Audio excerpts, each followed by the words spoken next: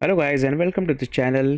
Continue करते हैं आज के अपने एक नए टूल के साथ, जो है लाइन सेगमेंट टूल।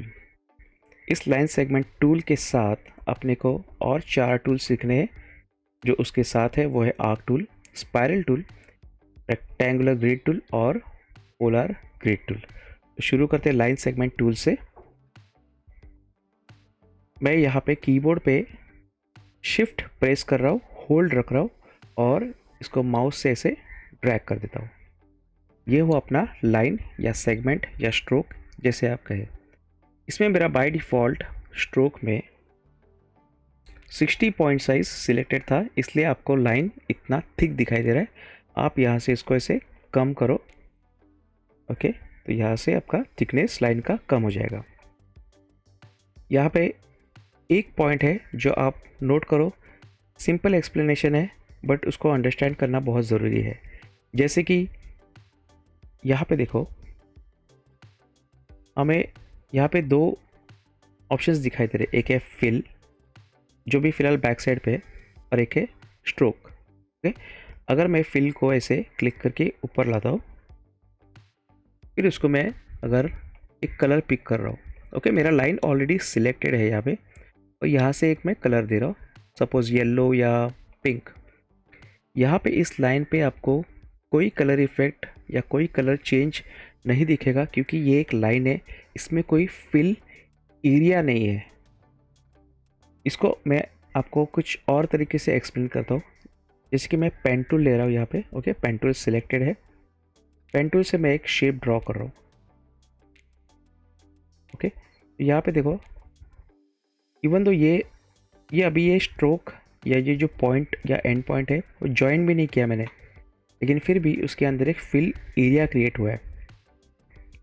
तो बेसिकली जहाँ पे भी कर्व्स है, अगर मैं पेन टूल से यहाँ पे क्लिक करके ऐसे थोड़ा सा भी अगर इसको मैं कर्व करूँ ऐसे, तो देखो एक फिल, वो कर्व के एंड और स्टार्ट पॉइंट के बीच में एक एरिया रहता है, एक गैप वो क्रिएट होता है, एक फिल एरिया, जिसमें वो ट्राई करता है कि वो गैप फिल करने के लिए।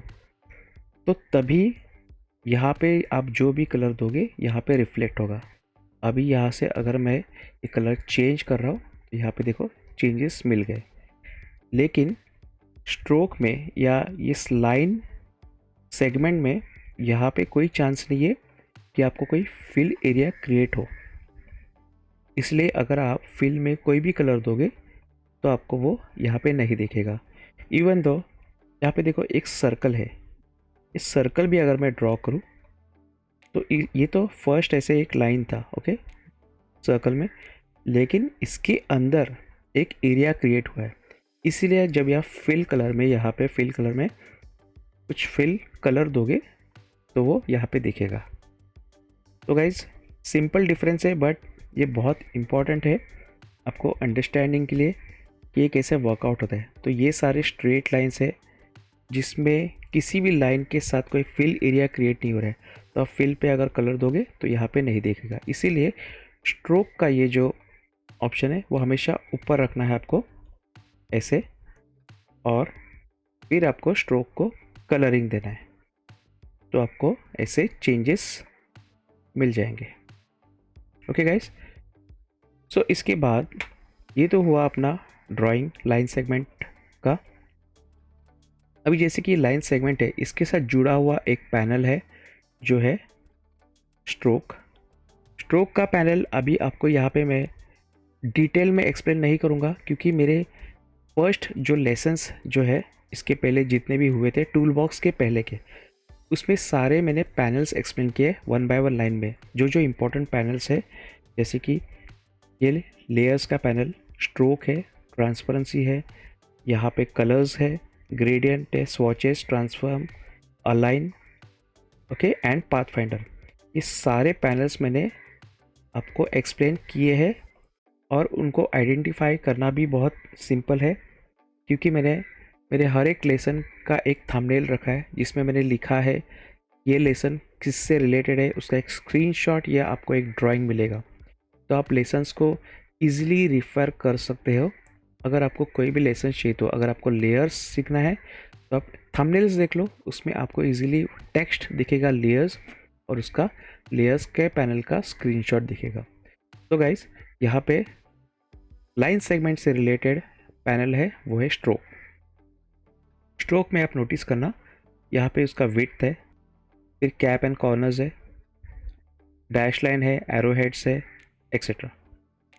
सो ये कैसे वर्कआउट होता है, मैंने लाइन को ऑलरेडी यहाँ पे सिलेक्ट किया है। यहाँ पे अपने पास ऑप्शन है 0.25, ओके, ये 0.25 पॉइंट साइज से लेके 100 तक अपने पास ऑप्शन है। आपको इससे भी अगर ज़्यादा ऑप्शन चाहिए, मतलब पॉइंट साइज चाहिए, तो आप मैन्युअली यहाँ से ये सिलेक्ट करो। आपको जूम में दिखा देता हूँ। आप अगर 500 भी टाइप करोगे तो यहाँ पे देखना आपका लाइन का जो साइज़ है 500 हुआ है। आप यहाँ पे अगर 1000 भी टाइप करोगे, ये है 1000 का पॉइंट साइज। हम जब कुछ क्रिएशन करते हैं इलस्ट्रेटर में, A4 साइज़ के पेपर में, मान लो ये A4 साइज़ है हॉरिजॉन्टल, तो मैं 1 पॉइंट या मैक्सिमम 2 पॉइंट में रिक्रिएशंस करता हूँ, क्योंकि हम लोग थोड़ा सा ऐसे जूम में रिक्रिएशन करते हैं। तो आप ट्राई करना, जब भी आप कुछ क्रिएट करोगे तो आप पॉइंट साइज़ आपका थोड़ा सा कम में रख के करो, तो आपको पता चले कि वो स्ट्रोक एग्जैक्टली कहाँ से कहाँ जा रहा है, कहाँ पे जॉइन हो रहा है और कहाँ पे ख़त्म हो रहा है। ओके, तो ये था इसका विड्थ। इसके बाद इसका मैं थोड़ा सा अभी पॉइंट साइज इंक्रीज़ कर रहा हूँ। सिलेक्ट इंक्रीज 40 के है। यहाँ पे नोटिस करना, यहाँ पे और यहाँ पे मैं रैंडमली कैप एंड कॉर्नर्स में यहाँ से चेंज करो। देखो तो ये अपना कुछ ऐसे पैटर्न चेंज हो रहा है उसका स्टार्ट एंड एंड पॉइंट का। इसके बाद है dash line. Dash line already मैंने कुछ सेट किया था यहाँ पे इसके पहले आर्टबोर्ड पे, इसलिए बाय डिफ़ॉल्ट आपको यहाँ पे ये डैश लाइन मिलेगा 50 एंड गैप मिलेगा 100। अगर आप इलस्ट्रेटर क्लोज करोगे, न्यू आर्टबोर्ड लोगे, तो आपको यहाँ पे ये सारा रीसेट मिलेगा, मतलब 0 0 या ऐसे जैसे ये ब्लैंक स्पेसेस है वैसे मिल जाएगा। यहाँ पे ऑलरेडी मैंने यूज़ किया था, इसलिए यहाँ पे 50 एंड 100 के गैप में आपको यहाँ पे दिखाई दे रहा है। यहाँ पे अगेन कैप एंड कॉर्नर्स में अगर चेंज करूँ तो ये कुछ ऐसे पैटर्न्स मिल रहे हैं। डैश लाइन को अगर मैं रखूँ 30, तो यहाँ पे डैश का जो साइज़ है वो कम हुआ। फिर गैप अगर रखूँ मैं 10, तो ये देखो इसके अंदर का जो गैप है वो कम हो गया। तो ऐसे आप यहाँ पे सेटिंग्स इजीली कर सकते हो। फिर इसके बाद यहाँ पे एरो हेड्स। एरो हेड्स में दो ऑप्शंस है। दो ऑप्शंस इसलिए क्योंकि जैसे कि मैंने कहा हर एक लाइन का स्टार्ट एंड एंड पॉइंट रहता है, वैसे ही एरो हेड्स का start point and and point वो ऐसे वर्कआउट करता है। हम लोग ट्राई करते हैं एरो हेड्स। एरो हेड्स का मैं कोई, इसमें काफ़ी ऑप्शंस है एरो हेड्स में, मैं कोई भी एक ऑप्शन में यहाँ पे सिलेक्ट कर रहा हूँ। यहाँ पे आ गया इसका स्टार्ट पॉइंट, एंड हुआ था अपना लाइन राइट हैंड साइड में, तो ये एंड, ये पैटर्न मैंने दिया है। आपको अगर लग रहा है एरो हेड्स का साइज़ अगर ज़्यादा है तो यहाँ पे इसका स्केलिंग ऑप्शन है। अगर मैं इसको 50 दे दूँ तो यहाँ पे देखना एरो हेड इसका कम हुआ है, और इसको अगर एंड में मैं 200 दे दूँ तो यहाँ पे देखो इसका एंड पॉइंट का जो एरो का साइज़ है, ओके, एंड पॉइंट का हेड का वो चेंज हुआ है। तो ये स्केलिंग भी बहुत इंपॉर्टेंट है। इसमें एक लिंक भी है, अगर आप वो ऑन रखोगे, जैसे कि यहाँ पे मैं अभी ऑन कर रहा हूँ और यहाँ पे स्टार्ट पॉइंट में कर रहा हूँ 100 का, तो यहाँ पे एंड पॉइंट भी आपका चेंज होगा। तो ये है बेसिकली प्रपोर्शन। आप एक चीज़ अगर मॉडिफाई करोगे तो दूसरे को भी इफ़ेक्ट होगा। अगर इसका मैं एंड पॉइंट है, अगर मैं वो 100 करूँ तो स्टार्ट पॉइंट देखो छोटा हो गया, मतलब 25। यहाँ पे जूम में देख लो यहाँ पे। तो ये लिंकिंग आप मोस्टली ऑफ रखना चाहिए, तो मैं ऑफ ही रखता हूँ। थोड़ा इजी पड़ता है वो, क्योंकि मोस्टली अपने को अलग अलग मॉडिफाई करना पड़ता है start and and point. Depend अपना एरो का जो शेप है वो किस तरह से। ओके, इसके बाद यहाँ पे एक सिंपल एक ऑप्शन है, आपको वो भी मैं दिखाई देता हूँ। तो ये है अपना सिंपल लाइन, और इसको मैं सिंपल कुछ एरोज दे रहा हूँ। ये दोनों बाजू में सेम एरोज दे रहा हूँ मैं। और ये ऑप्शन आपको अंडरस्टैंड करना है क्या है। अलाइन, यहाँ पे ध्यान देना, ये पॉइंट पे अगर मैं यहाँ पे क्लिक कर रहा हूँ तो ये देखो ये एक्सटेंड हो गया है। यहाँ पे क्लिक कर रहा हूँ तो ये फिर से पीछे आ गया। इसका मतलब ये है, ये ऑप्शन में आपका लाइन जहाँ तक है उसके अंदर वो एरो हेड ले लेगा, और इस ऑप्शन में अगर आप क्लिक करते हो तो आपका एरो का जो लाइन था, मतलब जो लाइन सेगमेंट था वो यहाँ तक था। ओके, तो उसके हाफ से उसने एक्सटेंड करके उसके बाहर तक वो हाफ एक्स्ट्रा लेके गए। फिर से एक बार देख लो, ऑप्शंस मैं टॉगल कर रहा हूँ, ये और ये। ओके, सो अपने रिक्वायरमेंट के हिसाब से है कि हम लोग को ये एरो हेड्स कैसे दिखाने हैं। आपको विद इन लाइन दिखाना है या थोड़ा सा एक्सटेंड करके दिखाना है। तो गाइस, ये था लाइन सेगमेंट टूल, बहुत ही सिंपल था। इसके बाद अपना नेक्स्ट टूल है उसी के अंदर का, वो है आर्क टूल। आर्क टूल काफ़ी सिंपल है। सिंपली आप ड्रॉ करो, ड्रैग करो, ये आपके आर्क्स ऐसे बन जाएंगे। इसमें एक पॉइंट आप नोट करना, जब भी मैं अभी आर्क ड्रॉ कर रहा हूँ मैं शिफ्ट होल्ड रख रहा हूँ कीबोर्ड पे और ये ड्रॉ कर रहा हूँ। परफेक्ट आर्क्स ऐसे आ रहे। अगर मैं कीबोर्ड पे शिफ्ट होल्ड नहीं रखता हूँ प्रेस करके, तो आप ऐसे जब भी ड्रैग करोगे और माउस रिलीज़ नहीं करना है आपको, तो तब तक आपके पास एक ऑप्शन रहता है कि आर्क आपको कैसे चाहिए। ओके, फिलहाल मैं ये ऐसे ड्रॉ कर रहा हूँ।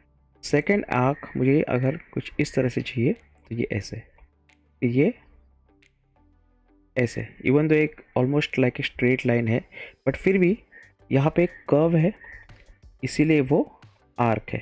ओके, यहाँ पे आई थिंक उसके हैंडल्स है, ये देखो ये हैंडल्स आप डायरेक्ट सिलेक्शन टूल से आप मॉडिफाई कर सकते हो।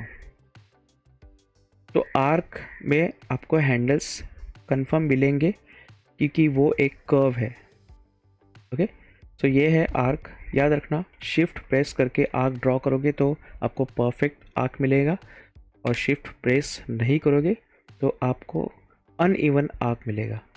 ये आर्क इसलिए होता है क्योंकि पेन टूल से अगर कोई आर्क आप ड्रॉ करने जाओगे तो हो सकता है ये सही दिखे, लेकिन फिर भी ये तो आपको भी पता है कि यहाँ से यहाँ तक वो कहीं ना कहीं तो परफेक्ट आर्क नहीं है। इसीलिए यहाँ पे डायरेक्टली आर्क का टूल लिया है, आप सिंपली ऐसे ड्रॉ करो। ओके, तो ये था आर्क टूल।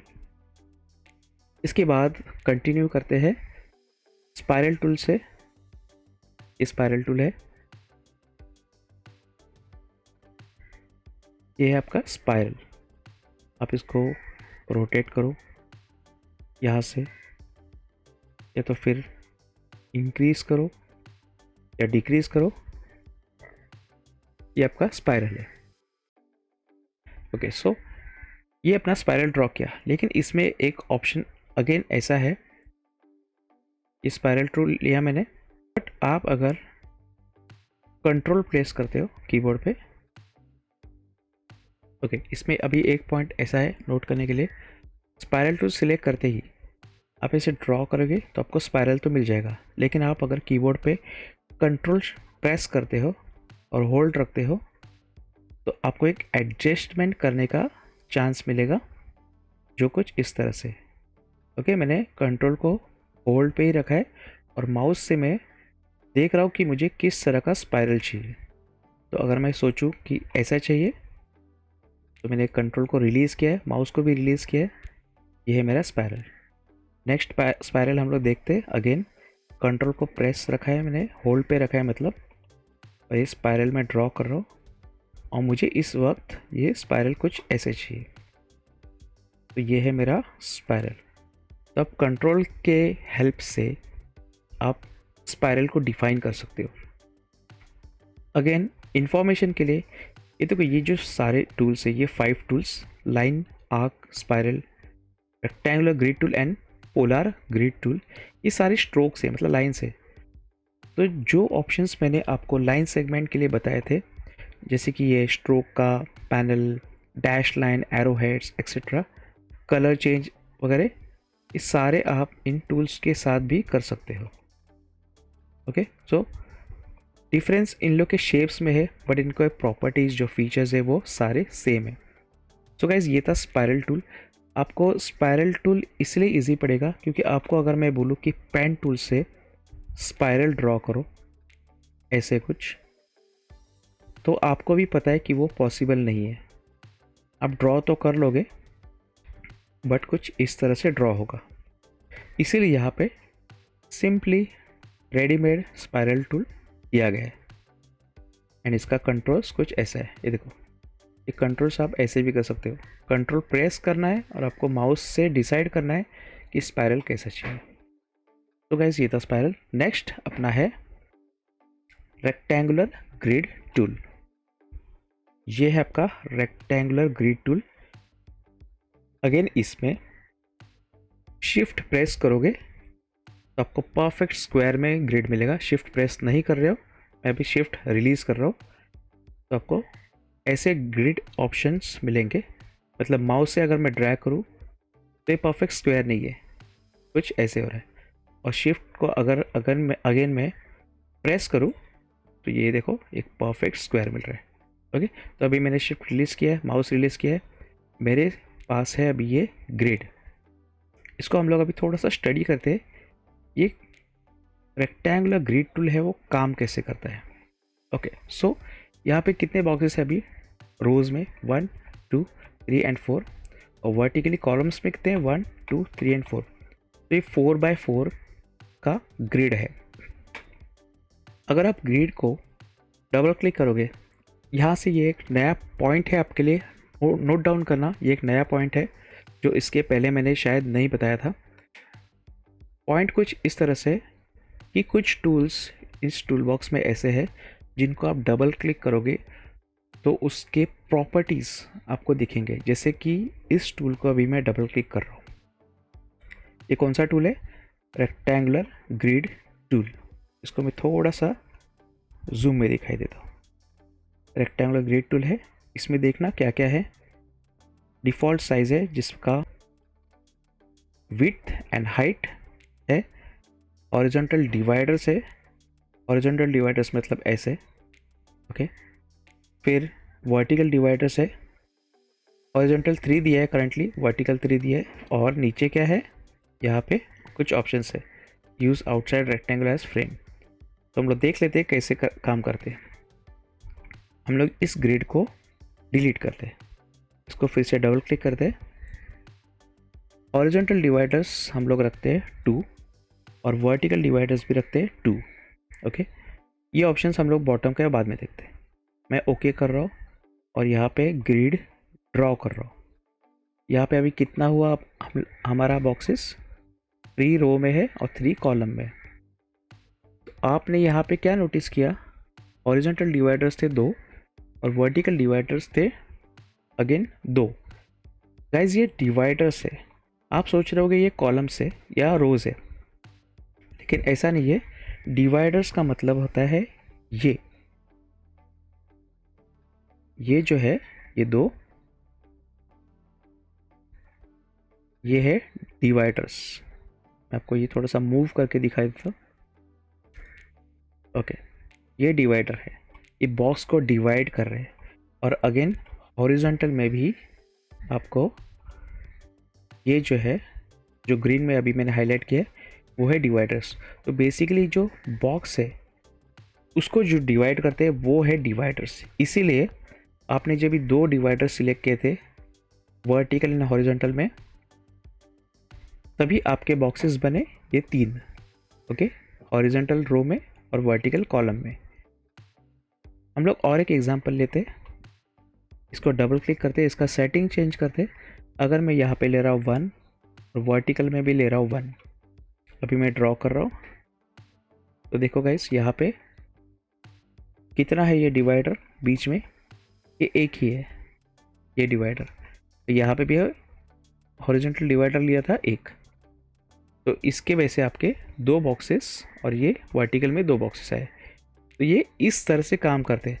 अगर आप ये सोच रहे हो कि यहाँ पे 5 हॉरिजॉन्टल डिवाइडर्स देके वर्टिकल 5 डिवाइडर्स देंगे तो आपका 5x5 बॉक्सेस मिलेगा, तो ऐसा नहीं होगा। हम लोग ड्रॉ करके देख लेते हैं।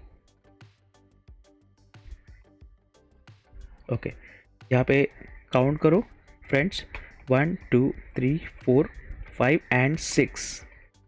तो बेसिकली हमारे 6 बॉक्सेस हुए। क्यों? क्योंकि ये जो 5 डिवाइडर्स है, इसने इस पूरे बॉक्स को डिवाइड किया है कुछ इस तरह से। अगेन हॉरिजॉन्टली भी 5 डिवाइडर्स थे। ओके, ऐसे।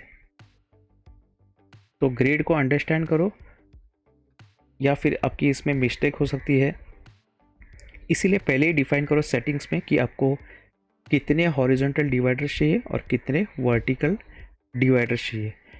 अगेन इसमें कुछ ऐसा है कि जब भी आप ये ड्रॉ करते हो, इसका मैं कलर थोड़ा चेंज कर रहा हूँ। जब भी आप ये ड्रॉ करते हो, ड्रॉ करने के बाद इसको कंट्रोल शिफ्ट जी करो। मतलब क्या हुआ? अनग्रुप।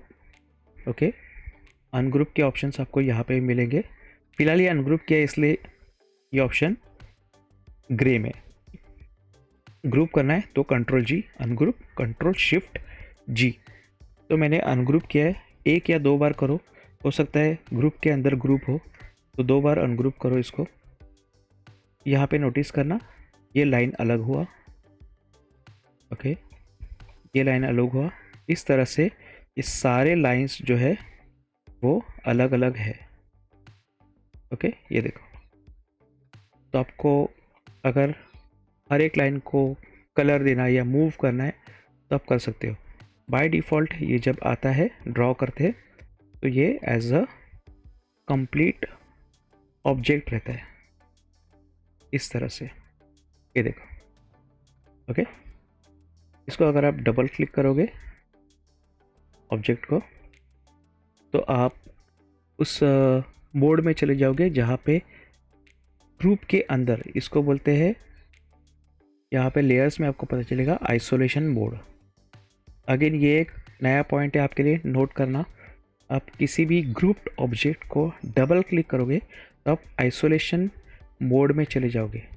इसका मतलब ये है कि आप उसके अंदर हो। यहाँ पे देखो एक ग्रे पैच भी आया है ऊपर, तो आप आइसोलेशन मोड में हो। तो आपको वो जो ग्रुप्ड ऑब्जेक्ट है वो अनग्रुप करने की भी ज़रूरत नहीं है। आप सिंपली उसको हर एक को ऐसे सिलेक्ट कर सकते हो, ऐसे मूव कर सकते हो। अगेन ये ऐसे, और जैसे आप एस्केप प्रेस करोगे आइसोलेशन मोड निकल जाएगा। अभी देखना आपका जो ऑब्जेक्ट है वो ग्रुप्ड ही है, लेकिन आपने इंटरनली जो चेंज किया था वो चेंजेस हो गए। सो ये था आपका ग्रिड टूल। अगेन ये लाइन वगैरह है, स्ट्रोक है, तो आप इसका dash line, arrow heads etcetera सब कुछ चेंज कर सकते हो यहाँ से, और कलर भी। ओके, रेक्टेंगुलर ग्रिड टूल में हम लोगों ने एक ऑप्शन देखा नहीं है, तो देख लेते। ये जो बॉटम में था, क्या है ये? Use outside rectangle as frame. मैं अभी यहाँ पे चेक कर रहा हूँ और ये ओके कर रहा हूँ। अभी इसको मैं अनग्रुप कर देता हूँ। यहाँ पे देखना जो आउटलाइन बाहर का था वो एज अ फ्रेम आ गया है, मतलब कंप्लीट एक बॉक्स है जो पहले नहीं था। अगर वो ऑप्शन हम लोग सिलेक्ट नहीं करते हैं, यहाँ पे मैं अनचेक कर रहा हूँ उसको, तो देखो अभी मैं ग्रिड ड्रॉ कर रहा हूँ, अनग्रुप किया, ये देखो ये इसका अलग अलग लाइन्स है। इसका मतलब ये बॉक्स नहीं है, एज अ फ्रेम नहीं है। तो वो एक सिंपल ऑप्शन था। आपको अगर आउटलाइन का जो उसका बॉक्स है ग्रिड का, वो एज अ फ्रेम में चाहिए, मतलब जॉइंट अलग अलग नहीं चाहिए, तो आप उसको वो ऑप्शन सिलेक्ट कर सकते हो। उसका एडवांटेज ये है कि आपको अगर इसको कलर देना है, इसको मैं एक कलर दे देता हूँ ऐसे, तो आप इजीली कलर दे सकते हो। लाइन रहेगा तो जैसे कि मैंने कहा उसको कलर नहीं दे सकते, लेकिन यहाँ पे एज अ बॉक्स है ये, तो आप बॉक्स को तो कोई भी कलर दे सकते हो। ओके, तो ये बहुत छोटा लेकिन इम्पॉर्टेंट पॉइंट है। फिर अपना लास्ट टूल है पोलर ग्रिड टूल। अगेन इसमें अगर मैं शिफ्ट प्रेस नहीं करूँ तो क्या होगा, ऐसे आ जाएगा, और अगर शिफ्ट प्रेस करूँ तो परफेक्ट सर्कल के साथ, ये कॉन्सेंट्रिक सर्कल्स के साथ ऐसे ले लेगा। इसमें हम लोग ऑप्शंस देखते हैं। मैंने कहा था आपको डबल क्लिक करो, सारे टूल्स के नहीं लेकिन कुछ टूल्स के साथ ये ऑप्शंस अपने को मिलते हैं। इसमें थोड़ा जूम करता हूँ मैं, इसमें भी वही है विड्थ एंड हाइट, लेकिन यहाँ पे क्या है, ये सर्कल है। ओके, ग्रिड, पोलर ग्रिड है, कॉन्सेंट्रिक डिवाइडर्स यहाँ पे है, और यहाँ पे रेडियल डिवाइडर्स है। करंटली ये है 7x7। हम लोग इसको स्टार्टिंग में सीखने के लिए 1 एंड अगेन यहाँ पे 1 लेते हैं। ये जो ऑप्शन है create compound path from ellipse, मैं फ़िलहाल ऑफ रख रहा हूँ और ओके कर रहा हूँ। मैंने ये ड्रॉ किया, यहाँ पे देखो गाइस क्या हुआ, क्या ऑप्शंस थे अपने, कॉन्सेंट्रिक डिवाइडर्स। यहाँ पे मैं साइड में रख के अभी दिखा देता हूँ आपको। 1, ओके, कॉन्सेंट्रिक डिवाइडर्स ये जो है सर्कल, मतलब अंदर का सर्कल, वो कॉन्सेंट्रिक हो गया। रेडियल डिवाइडर्स मतलब ये जो रेडियल को जो डिवाइड कर रहा है, आपको मैं कलर करके दिखाई देता हूँ। थोड़ा इसको पहले अनग्रुप कर लेता हूँ मैं, इसको अनग्रुप किया, इसको मैं एक कलर दे रहा हूँ ये, और इसको रेड या येलो, ग्रीन। ओके, सो कॉन्सेंट्रिक डिवाइडर अपना कौन से कलर में है, ये ग्रीन कलर में। रेडियल डिवाइडर है वो ब्लू कलर में। यहाँ पे ये है इसका डिफरेंस। अगर मैं सेटिंग्स में इसको 2 एंड यहाँ पे 2 करूँ तो लेट्स सी ये कैसे आता है। देखो गाइज, यहाँ पे रेडियल डिवाइडर अभी कौन सा है, ये जो हम लोगों ने 2 दिया था, और कॉन्सेंट्रिक डिवाइडर मतलब जो सर्कल्स को जो इंटरनली ऐसे राउंड में सर्कल में डिवाइड करता है वो ये है। तो इस सेटिंग्स को आप अंडरस्टैंड करो, इसमें भी कुछ इस तरह से है। कॉन्सेंट्रिक डिवाइडर्स देखो 2 है, लेकिन उसके साथ जो बाय डिफ़ॉल्ट बाहर का जो सर्कल रहता है वो तो रहेगा ही, और रेडियल डिवाइडर्स 2 है, वो तो 2 आ जाएंगे। यहाँ पे हम लोग फिर से एक बार कुछ सेटिंग चेंज करके देखते हैं। कॉन्सेंट्रिक डिवाइडर्स हम लोग रखते हैं 3 एंड रेडियल रखते हैं 4। ये मैंने ड्रॉ किया, इनको मैं कलर्स पहले दे देता हूँ ताकि आपको इजीली अंडरस्टैंड हो। Okay, so as per setting यहाँ पे क्या है, थोड़ा जूम में देख लो चाहिए तो, कॉन्सेंट्रिक 3 रेडियल 4। सो कॉन्सेंट्रिक सर्कल्स, जो एक सर्कल को बाय डिफ़ॉल्ट छोड़ के और अंदर उसने जो सर्कल क्रिएट किए वो है 3, एंड रेडियल कितना है 4। रेडियल मतलब ये 1 2 3 एंड 4। ओके गाइस, होप ये आपको अंडरस्टैंड हुआ हो क्या डिफरेंस रहता है। ये स्क्यू है, स्क्यू हम लोग एक बार ट्राई करके देखते क्या है। मैंने भी वो कभी ज़्यादा यूज़ किया नहीं है, बट ये है स्क्यू। ओके, स्क्यू का मतलब है कि कोई एक सर्कल नहीं, इनफैक्ट यहाँ से उसका विड्थ चेंज होना शुरू हो जाएगा।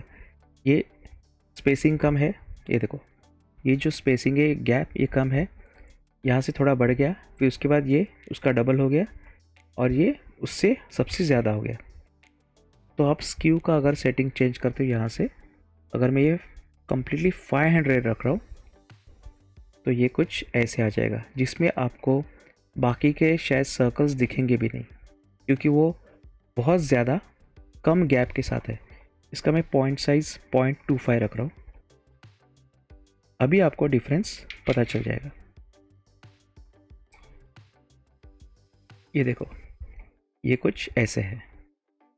ओके, तो स्क्यू ऑप्शन मोस्टली अवॉइड करो, या तो इसको 0 रख दो। डिपेंड आपके रिक्वायरमेंट के हिसाब से कि आपको क्या ड्रॉ करना है। Okay, and one more option इसमें है जो हम लोगों ने ऑफ किया था। कौन सा था ये? लास्ट का, क्रिएट कंपाउंड पाथ। ये मैं ऑन रख रहा हूँ और ओके कर रहा हूँ। कंपाउंड पाथ क्या होता है गाइस? वो ऐसे, ये थोड़ा सा विड्थ चेंज, इसको मैं अभी अनग्रुप कर रहा हूँ। अनग्रुप करने के बाद इसको मैं सिलेक्ट कर रहा हूँ। यहाँ पे देखो, ये अभी सारे अलग अलग सर्कल्स नहीं है, ये एज अ ग्रुप है, क्योंकि ये कंपाउंड है। इसको अगर मैं फिल दे दूँ तो ये ऐसे हो रहा है। ओके, तो ये है कंपाउंड। इसको मैं राइट क्लिक करके अगर रिलीज़ करूँगा, ओके, रिलीज कंपाउंड पाथ, तो ये सारे रिलीज हो गए। मतलब उन लोग जो ग्रुप में थे। एक यहाँ पे ऑप्शन है पाथ फाइंडर में एक्सक्लूड करके, बेसिकली वो है, वो अप्लाई कर देता है। अगर इसको मैं यहाँ से फिल को टर्न टू स्ट्रोक करूँ, स्वैप करूँ, तो ये ऐसे आ गए। जैसे ही मैंने ये रिलीज़ किया था, तो ये देखो, ये सारे अभी अलग अलग सर्कल्स हो गए। ओके, मैं ये लाइंस डिलीट करके आपको दिखा देता हूँ। ये दो सर्कल्स है, मैं यहाँ पे कलर इनका चेंज कर देता हूँ। ओके, ये दो सर्कल्स मैंने सिलेक्ट किए, और एक ऑप्शन यहाँ से मैंने सिलेक्ट किया था। कौन सा? ये पाथ फाइंडर से एक्सक्लूड का, और यहाँ पे मैंने फिल कर दिया। तो ये सेम वैसे ही हुआ है जैसे हमें यहाँ पे इस ऑप्शन में पोलर ग्रिड में मिले थे। कौन सा ऑप्शन था वो? Create compound path. तो बेसिकली यहाँ पे भी उसने कंपाउंड पाथ क्रिएट किया है। एक बार हम लोग इसे रिकॉल करते हैं, सेटिंग्स में जाके ये ऑफ करते, ग्रिड यहाँ पे ड्रॉ करते। मैं यहाँ पे स्ट्रोक कर रहा हूँ, अनग्रुप कर रहा हूँ, तो यहाँ से ये सारे सर्कल्स अलग अलग है। और अगर मैं डबल क्लिक करके लास्ट ऑप्शन ऑन रखता हूँ, फिर इसको ड्रॉ करता हूँ, अनग्रुप कर रहा हूँ, और इसको सिलेक्ट करके, सिर्फ सर्कल्स को सिलेक्ट करके यहाँ से ये स्वैप कर रहा हूँ, मतलब स्ट्रोक था फिल, तो ये कुछ ऐसे आ गया। ओके, तो ये काफ़ी इंटरेस्टिंग है। आपको अगर आपके बहुत सारे सर्कल से मे बी 7 एंड ये 7, और आपने ये ड्रॉ किया है, तो देखो कुछ इस तरह से दिखेगा ये। मैं इसे अनग्रुप करके स्ट्रोक्स को एक कलर देके ऐसे कर देता हूँ। इनको सेंड टू बैक चाहिए तो कर देता हूँ। Control shift and square bracket मैंने किया है। यहाँ से भी आप अगर अरेंज कर सकते हो, सेंड टू बैक। ये देख लो, राइट क्लिक करोगे आप किसी भी ऑब्जेक्ट को, और आपको ऑप्शंस मिलेंगे, ट्रांसफॉर्म, अरेंज, सिलेक्ट। ओके, तो ये सारे ऑप्शंस है। मैंने आपको सिर्फ शॉर्टकट बताया, आप शॉर्टकट यूज़ करो तो ऐसे दिखेगा। तो गाइज, ये था पोलर ग्रिड। अगेन इसमें अभी जो फिल है वो तो ठीक है, लेकिन जो स्ट्रोक्स है, स्ट्रोक्स को वही सारा अप्लाई होगा। स्ट्रोक, डैश लाइन, ऐसे एरो हेड्स, कलर्स एक्सेट्रा। तो गाइज, हम लोग गो थ्रू करते क्विकली। आज हम लोगों ने क्या सीखा? लाइन सेगमेंट था, जिसमें शिफ्ट प्रेस करोगे तो हॉरिजॉन्टल एंड वर्टिकल लाइंस आ जाएंगे। शिफ्ट प्रेस नहीं करोगे तो रैंडम लाइंस आप क्रिएट कर सकते हो किसी भी एंगल में। आर्क टूल है जो परफेक्ट आर्क देगा आपको, पेन टूल यूज़ करने की ज़रूरत नहीं है। अगेन स्पायरल टूल, जो पेन टूल से ड्रॉ परफेक्टली नहीं होगा, बहुत मुश्किल है, इसलिए स्पायरल टूल है। उसमें आप कंट्रोल प्रेस करो उसका स्पायरल एडजस्ट करने के लिए। आर्क टूल में भी शिफ्ट अगर आप रिलीज़ करोगे तो अलग ऑप्शन आएगा। ग्रिड टूल में और पोलर ग्रिड टूल में भी आपको शिफ्ट प्रेस करना है परफेक्ट सर्कल या स्क्वायर लाने के लिए। और इन दोनों ऑप्शंस में लास्ट की जो ऑप्शंस है, जो मैंने चेक और अनचेक करके बताए थे आपको, कंपाउंड पाथ के एक्सेट्रा, वो आप ज़रूर प्रैक्टिस कर लेना। सो गाइस, ये काफ़ी इंटरेस्टिंग टूल था, लाइन सेगमेंट टूल, और जिसके अंदर ये 4 ऑप्शंस और थे। आप अच्छे से इसको प्रैक्टिस करो। कोई डाउट्स है मुझे ज़रूर पूछ लेना। नेक्स्ट लेसन हम लोग मिलते हैं शेप्स के साथ। बहुत ही सिंपल है, बहुत इंटरेस्टिंग है। शेप्स को लेके हम लोग लेसन क्रिएट करेंगे। तब तक take care, bye, see you soon.